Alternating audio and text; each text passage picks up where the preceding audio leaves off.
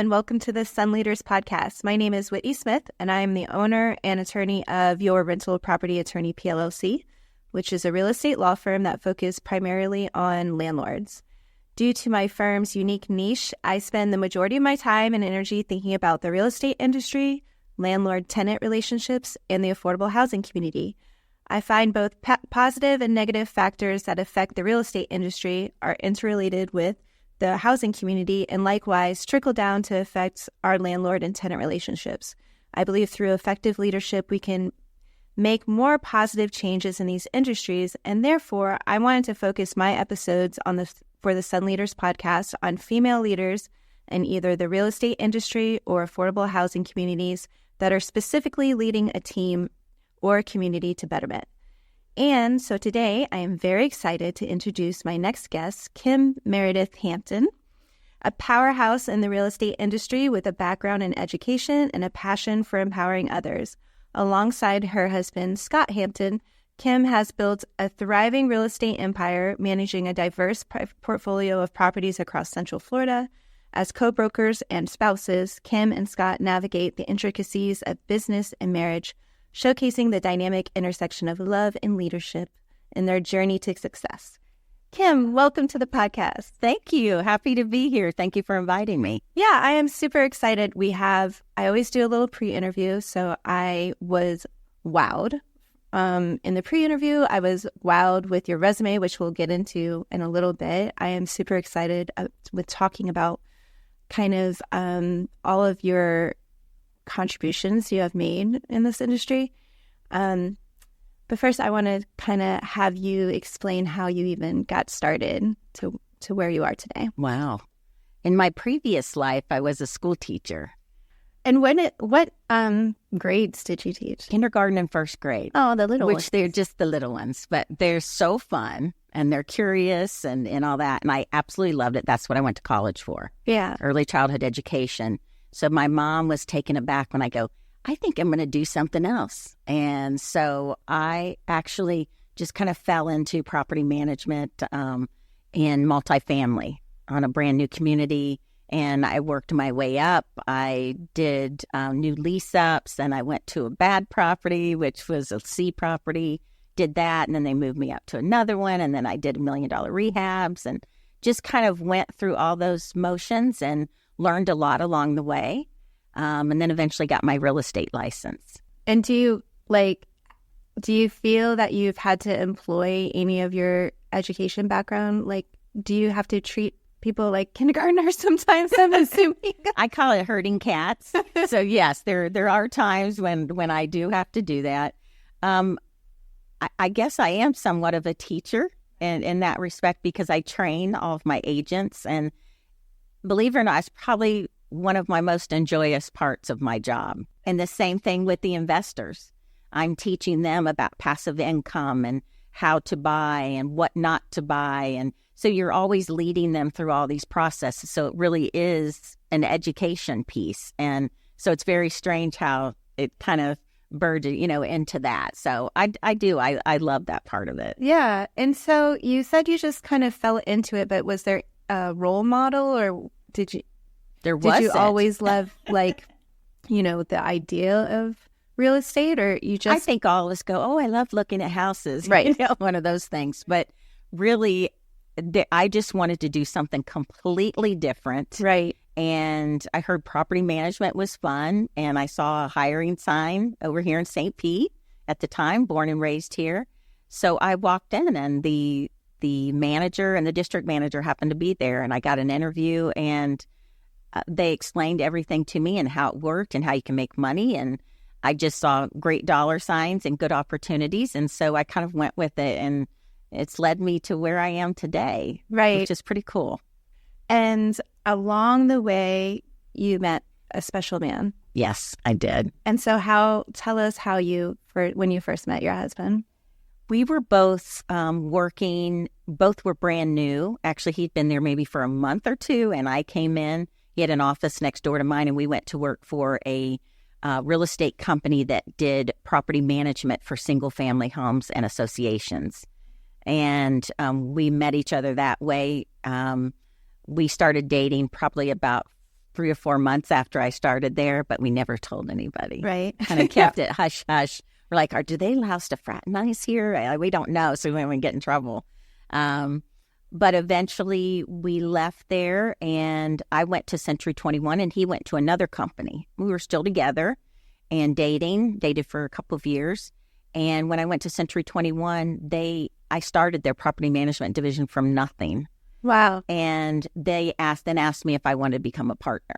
Wow. Because I treated it like it was my own, even though it wasn't. Right. And then I hired the next person, and I gave them 10 of my houses. So it would give them something to put gas in the car and some groceries and get them going instead of them starting from nothing. And they were like, wow, she's like doing this stuff and she doesn't even own this. Right. So then Scott and I became owners of that.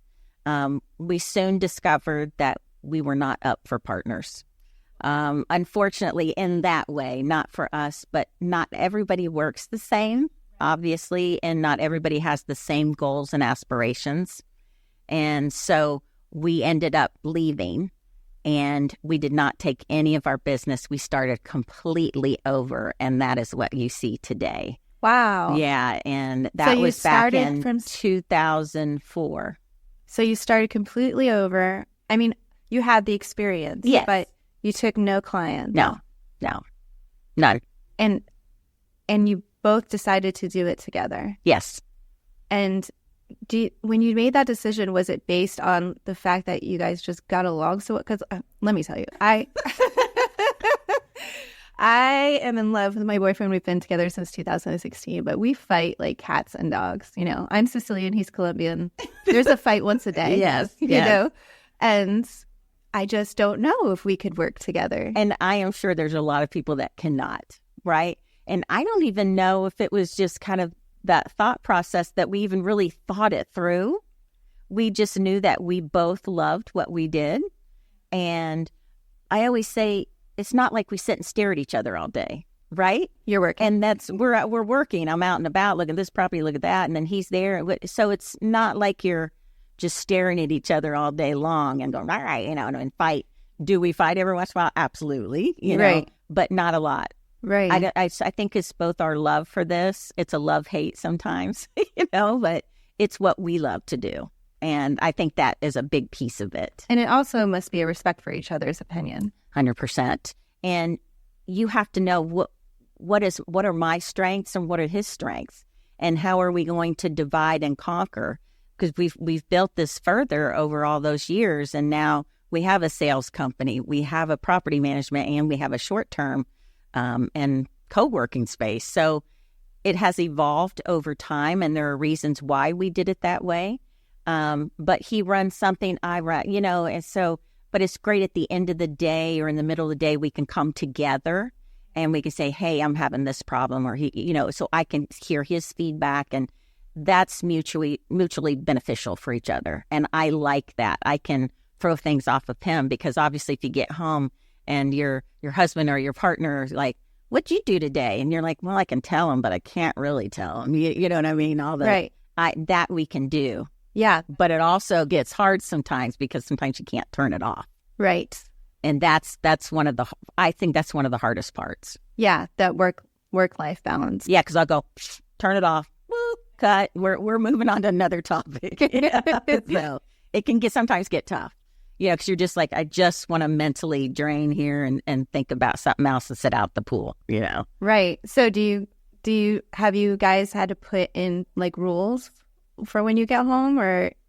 We don't. I mean, because there are times when we will discuss things until we go to bed, it may be something really important, but I think we both get it. And I can just say, yeah, I don't want to talk about this anymore, and that's the end of it. And we'll have a drink and there we go. We're fine. So no rules, really hard, fast rules. It's just, I think we both kind of know when it's time.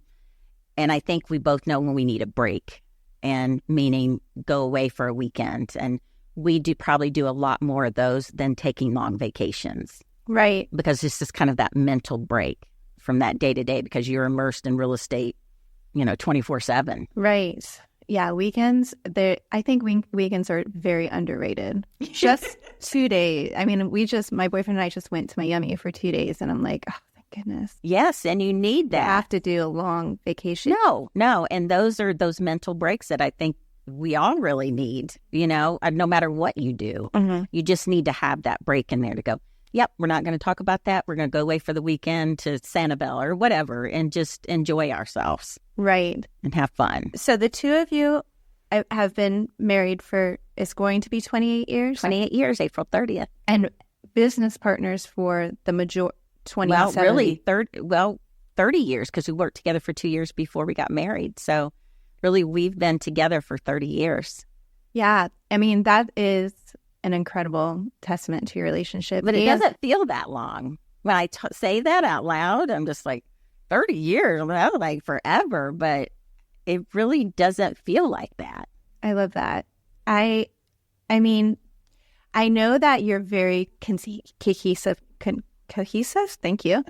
Cohesive now, in the way that you're talking, that you guys, you keep saying like you just know, like, and that's probably an evolution of being together so long and having sure, right. So, and now you have businesses that are together but separate, right? Yes. You have the sales and the Florida Nest. Yes. And Scott has the property management. Yes. Has it always been that way, or did you guys first work on the businesses together? We were together on the property management side. And then we actually had our son 8 years ago, which was a whole other thing that was very difficult to have a baby. I have MS. And so it took us a long time to be able to have him. And I said, I'm probably not going to work. He goes, okay, sure, Kim. I think he knew me better than myself. And so then after a couple of years of me staying home, I'm like, I think I'm going to do sales part-time. He goes, okay, because we've always worked with investors. I go, that's what I want to do. That's going to be my business model. Well, part-time quickly led into full-time, like on warp speed. Yeah. And then we were like, I think we need to separate it because it was under Hampton and Hampton Management and Leasing. Didn't say anything about sales. And so we thought, let's co-brand this and do Hampton Real Estate Advisors because that's really what we are. Okay. And so that's kind of how that transitioned into that and the reason why we did it. Right. And so before, when you were both under just Hampton and Hampton, as a female, beside your partner, besides your husband, did you feel like your voice was always, did you have challenges in having your voice? Not necessarily like Scott didn't hear your voice, but when you're dealing with clients or your team or, did you feel like your voice was ever not heard? I have a feeling no. Are we A personalities? Yeah. No, I'll tell you probably the most difficult part because I deal a lot in the commercial world. Yes. I sell multifamily. That was really difficult for me. And why? And because there are so many men. Right. It's huge with men. And they're like, oh, who are you? And we're not even going to call you back. And you probably don't even have a buyer. And you don't even know cap rate. They're just kind of assuming because there's not as many women. And I thought, what? I am going to learn everything I can about this. So I joined CCIM, and now I'm working on my CCIM. And they have more respect for you. It's almost like you have to penetrate that boys' club and be just as smart as they are and join this and do that. And now most of them know me, know who I am, so at least return your phone call or send you their OM or whatever, or financials. And so that took me a while to really break into that. And that was disheartening because I wasn't used to that. Right. Because I've always belonged and participated in so many things related to real estate. So I'm always out there and I know a lot of people. I know a lot of things. And so that was hard for me at first. Right. Yeah, I can imagine. Right. I think Scott, he believed in me to do that. I don't think but he knew I was going to go work but I didn't. I was going to work part-time and he knew better than that. And I didn't. I just did my thing and what I like to do. Yeah. And speaking of the things that you have been involved with, I'm going to break out your resume real quick since we're kind of jumping around on what I had planned. But do you mind if I say some of these things that are on? Because I just think that it's really incredible. You currently serve on the Florida Association of Realtors Board of Directors, the NAR task force. I'm not even sure I know what that one is. NAR? Through the actually the Orlando board. I belong to Orlando and I belong to Pinellas. I belong to both, and I've served on both. It's a task force that is within the Orlando board that is tasked with finding people who we think are strong enough to run for NAR positions. Oh, okay. And so that's the National Association of Realtors. And so it's pretty cool because I've been around so long. I know all these people and like, who do we think is going to be next? Who do we think we could put out there that's a strong, candidate? Right. Proud RPAC, Platinum Art Hall of Fame. Yeah, I am so proud of that. I am a diamond, platinum, something. I don't even know what the heck it is, but it means I have given $50,000 for the Realtor Political Action. And I am deeply appreciative of that. I mean, they are fighting for property rights and all these different things and what we do for a living and for our clients. And so I am all in on that.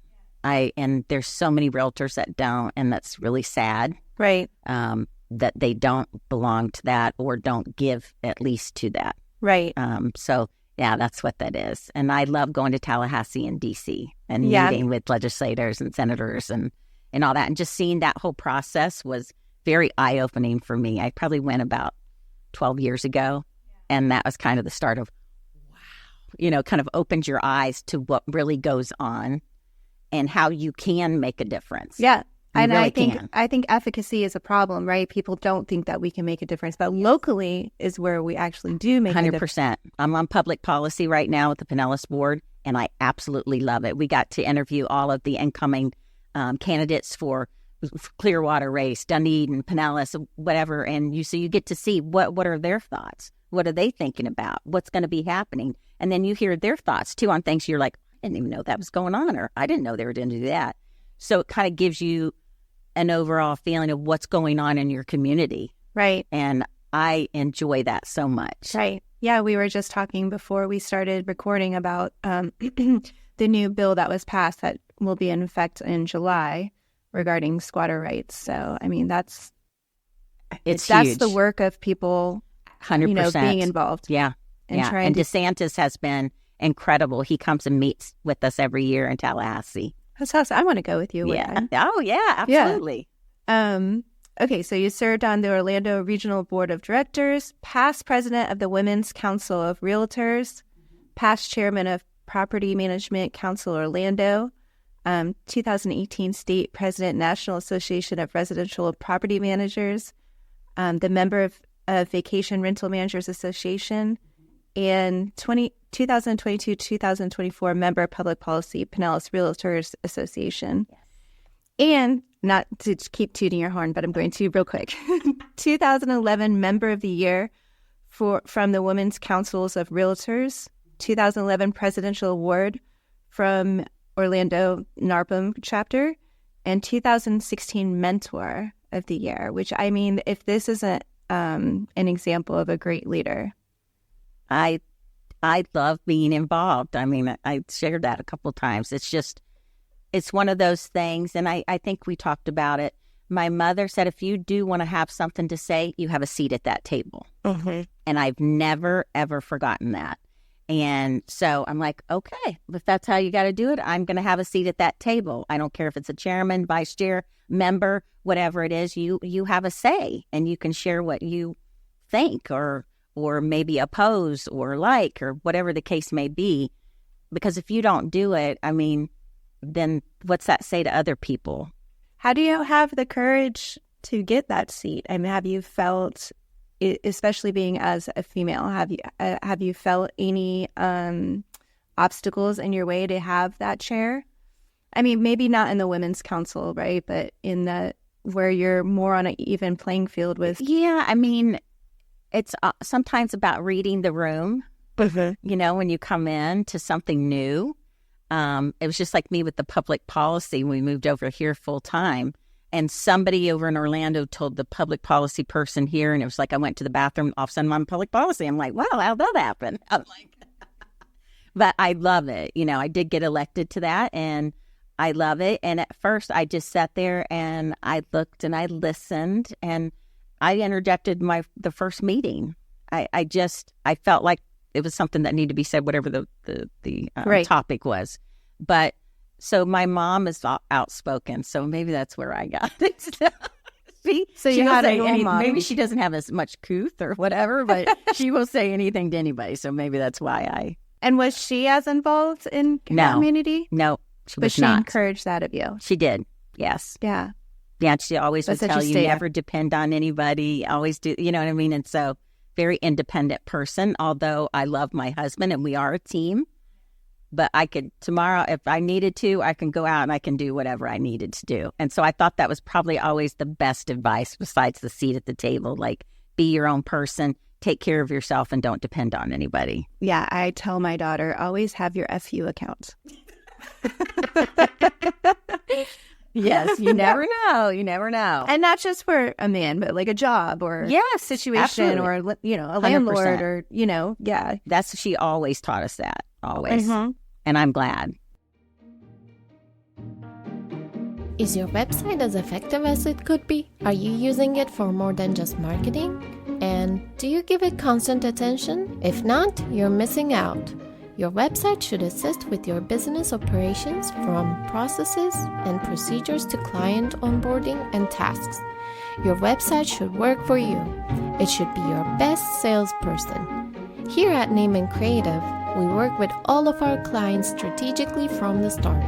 Don't miss out on all the opportunity that an effective website can provide. Schedule a free consultation with us today and discover how we can get you on the right track.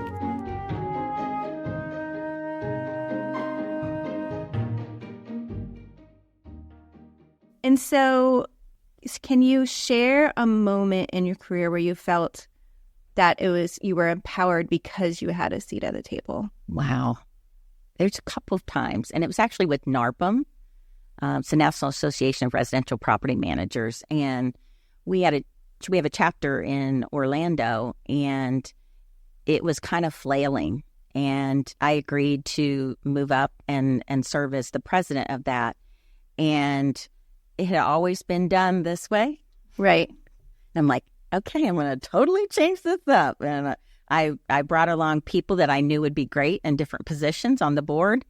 And I completely changed the whole thing. And I changed how much we charge. People were like, oh, my God, you can't charge that, and whatever. And I'm just like, nope, we're going to do it. And I did a TED-style event instead of all these breakouts and everything. And everybody could hear the same thing, So I completely changed it. And it was the most popular event of the entire year. And we came out on top, had money in the bank and these different things. And I also did that with the local chapter.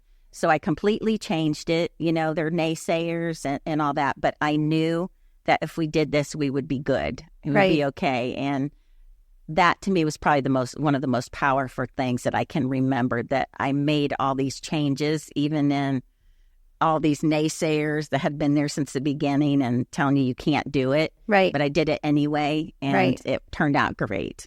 Yeah, I think that's important to hear for people that are for women that are starting out and thinking about getting involved. It's scary. Sure. It's scary to have a voice and to, be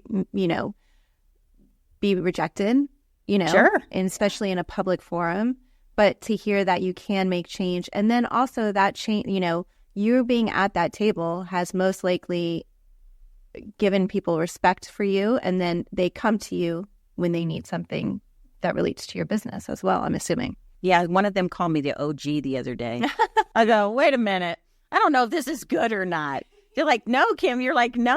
And I go, okay, I guess that's all right. I am getting older. Yeah, so it is a compliment. But it was powerful enough that then other people started to do new things. For sure. From that point on. And I absolutely love that. For sure. And I'm not there so that I can just get a title or whatever, because that doesn't faze me. Like, I want to help.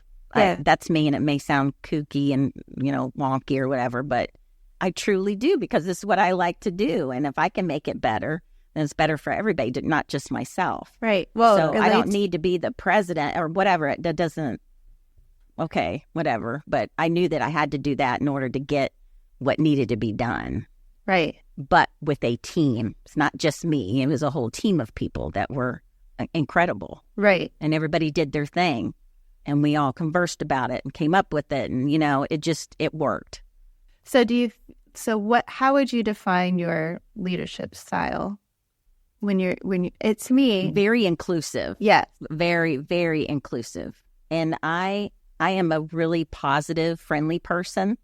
So it's kind of easy. It's very strange that I can get people to do things that they wouldn't normally do, which is really weird. But I took this test one time with Culture Index.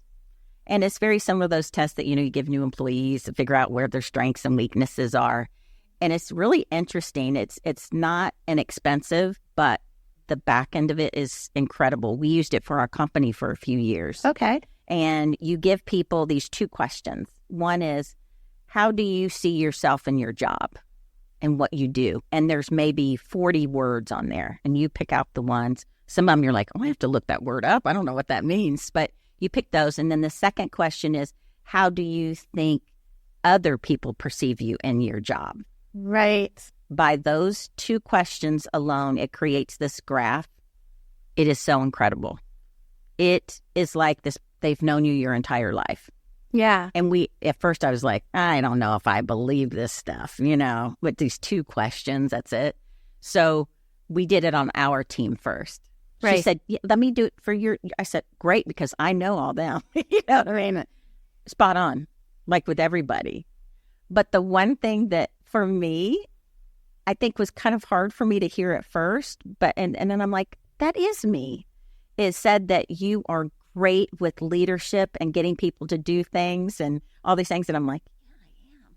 But then once you get it all put together and got everybody in the right seat, then you want to move on to the next thing. Right. And that is so me. Right. And it was hard at first. I'm like, really? I don't want to finish my task, at the end, but I'm like, that's me though. That is my strength. Right. Is putting to it put together. What is it? The right butts and the right seats on the bus, the energy bus. And so getting those people in the right seats, getting them placed, putting it together, coming up with the ideas, doing all that, then you want to move on to the next thing. And that is 100% me.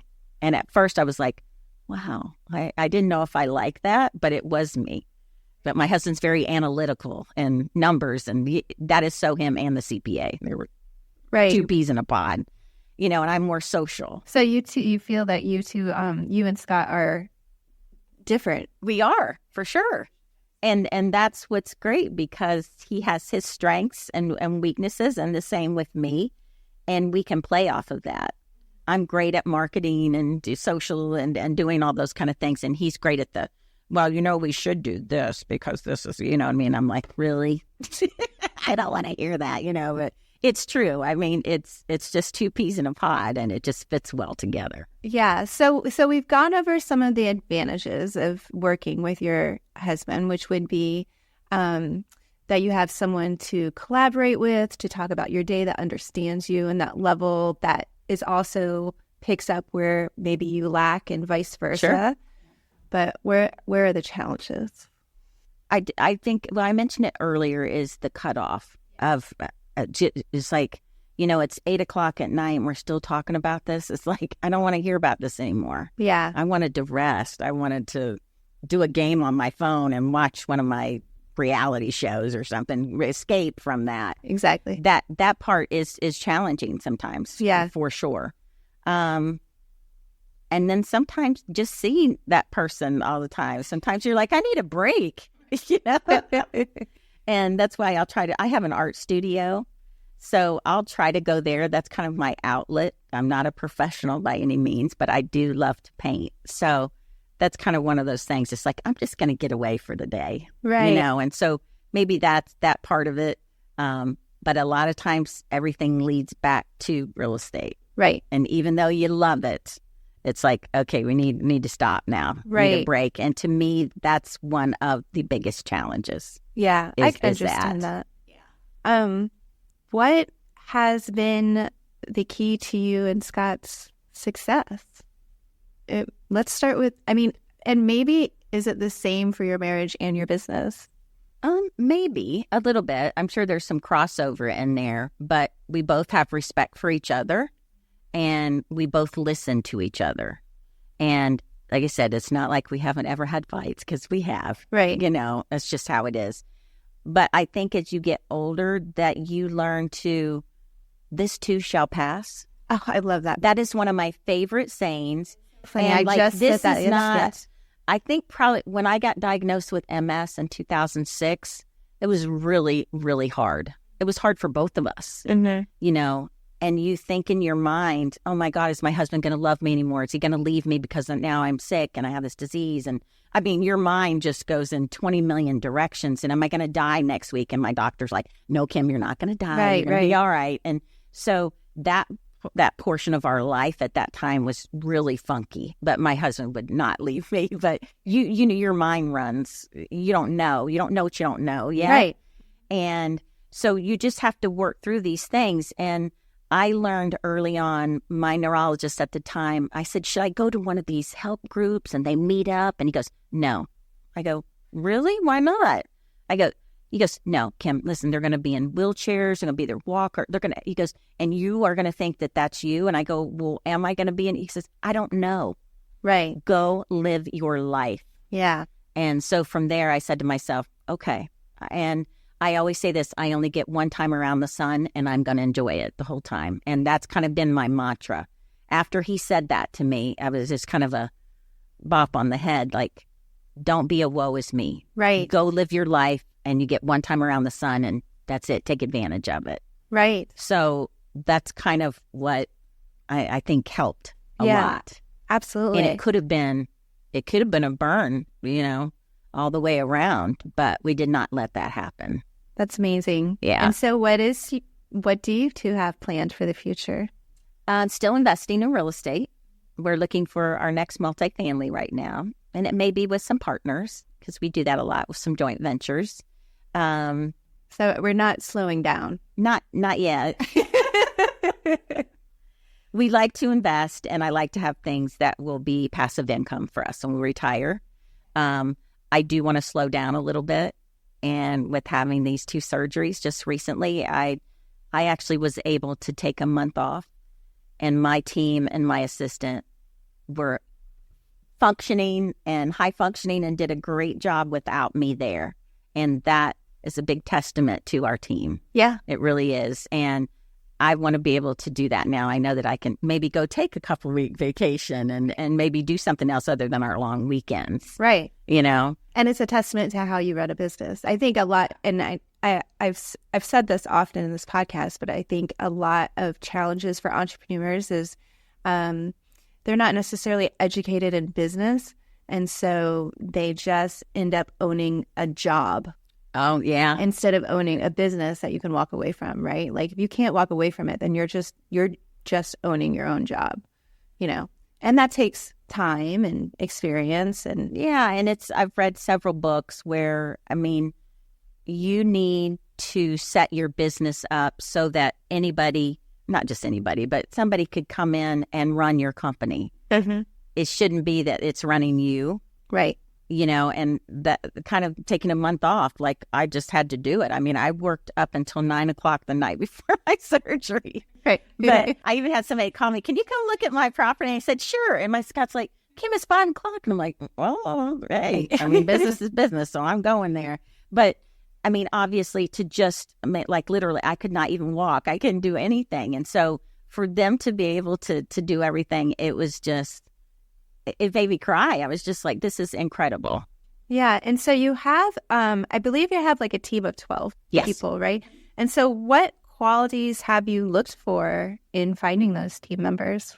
A lot of them have come to me. Okay. Actually, from me doing podcasts. Okay. For Bigger Pockets. I do real estate podcasts for them. I've done 3 or 4. And after people hear me, then I get calls from them. Oh, that's funny. Wow. Yeah, there's one of them that I kind of pursued. Right. She worked for wholesalers. So I was like, I really like her. Hey, can we meet up? And so I pursued her, and she's still with me. She's been with me about 4 or 5 years. And so that one, but most of the others came to me. And when they come to you, is it for a specific spot, or do you get to know them and figure out where they're going to be, or how do you? Yeah, I mean, obviously, I do need to figure out what they're doing and are they going to be okay. I thought at first I'm going to need some hunters, in sales, but I found with mine, I give them all their business, and I know sometimes that can be a detriment, but I don't necessarily need to have somebody that's a hunter. I need to have somebody that is in real estate for investment purposes and invest in real estate themselves. I don't like anybody on my team that doesn't understand that piece of it and how we work with cash on cash and, cash flow and all these different things. They need to understand those things. And it's something I can teach, but I prefer somebody has a little bit of a background in that. Right.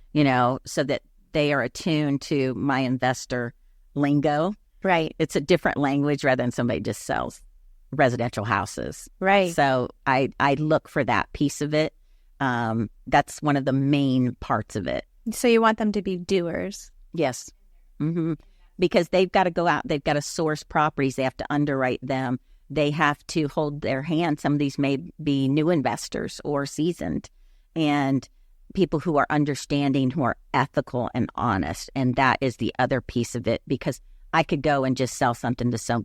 I had it day before yesterday. Somebody wanted to buy a property, went and looked at it. Triplex here in St. Pete, great area. Look through it. It needs a full rehab. It's about $125,000. Got to spend on it. Well, went back. She goes, all right, let's do 400 cash. Blah, blah, blah. So I went back and I started to underwrite. Lo and behold, it's not really a triplex. It's a duplex. Oh, it's an illegal. And I'm like, no, don't buy that. Could I have sold it to her? Sure. But I would never do that. Like, there's not everybody that's like that. Right. Some people just push it through just to get a commission, and we do not do that. Right. I'd rather have that, relationship, that know, like, and trust forever. I'm not here to just push something for a one-time commission. That's not, and my whole team is like that. Right. And they're like that from the beginning or through your... No, from the beginning. You can kind of tell sometimes when you talk to people what they are. I mean, obviously you don't know everything. Right. But yeah, that's kind of how it is. And are they self-sufficient enough that they can withstand a bad month and, they've got a little bit of a cushion. And so, and there are people that have come and gone that couldn't. Right. And that's okay. Maybe they'll come back at a later time. Right. But yeah, it's just some of those things are what I have to look for first. And then we can kind of teach some of the other things. So, that's interesting. Wait, I'm curious because you do seem so friendly and warm and inclusive. When you do have like a bad egg on the team, are you the one that lets them go? Yes. Like nicely or? Yes, yeah. I do. Okay. Yeah, sometimes you have to be nasty nice. Yeah, it is not my most favorite part of my job, obviously. And there are two people that from the beginning of the year, I know that I have to do that, but I've been out for a little bit. So, yeah, I'm not looking forward to it, but it also is not good for the rest of the team. Right. Like a cancer that just infects other people, and you don't want that to happen. Yeah. And so it needs to happen, Right. And maybe find something else to do that you love. Right. And so I'm curious because you and I are similar where we've really niched down our market, our target market. For me, it's landlords. For you, it's essentially investors as well. Same thing. But so you just want to focus on, or you do just focus on investors. So where did that come from? Like, what was that a part of a strategy or? Yes and no. I mean, when I worked in multifamily and the people that own these buildings, they're investors. Mm-hmm. And I always had to do budgets and, you got to get it down to this amount per unit, and so I learned that early on. And I think that it was just inbred in me that way. And then our property management company, we work with investors. Now, some of them are accidental landlords, right, which is where they lived in the house and they couldn't sell it. Right. Those are accidental landlords. Sometimes they can be okay, but then sometimes they're too emotional. Right. Oh my God, they wrote on the walls, the kids did, and I raised my children here, and it's just like, oh my gosh, this is crazy. So some of that is I don't particularly care for, because this is an investment. Right. Or, oh, God, let them stay. I know that they owe 3 months of rent. And you're like, no, we cannot do that. They'll never catch up, So it's just that education piece of it. So I really do like investors that truly are investors. Yeah, I worry about myself sometimes because, my goal is also to be a landlord, not just a landlord attorney. And I already have plans of like how I'm going to manage the unit. And I'm hoping I'm not going to be emotional because I was like, should I allow kids? I literally you can't do that. I know. Right. But only because of my own kids, I remember. Then, I'll tell you, really, I don't even manage my own. Really? I don't. You separate I give that to our property managers. Yeah. And I said, only bother me, like there's a fire, somebody dies, or, something like that. If you need some money for something, like, I don't really want to hear about their stories. I mean, maybe that's the best plan is to be. It's where you need to know that and understand that, because you'll make more money in the end. And I think that's probably a big piece of why some people fail at it or don't make as much, because I see it.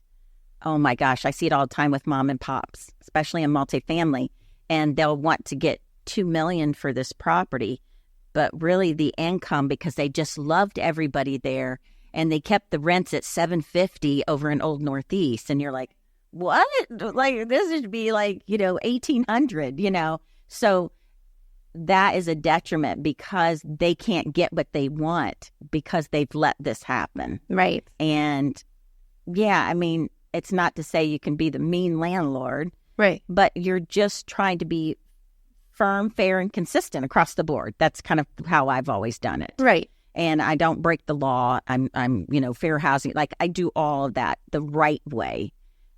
But there's a right way and a wrong way for these owners sometimes of what they do to themselves, even though they think they're doing something great. Yeah. And so I just caution people on that. Right. At the end of the day, it is still your investment and your business, and 100%. And perhaps your retirement. Yes. Yeah. So it is important to and you have to think be fair that. To yourself, not just your tenants. I just took over 2 different multifamily buildings in November, actually. 2 different ones. One in St. Pete, one in Old Northeast, actually. Some of that saying was from that one, but yeah, true story.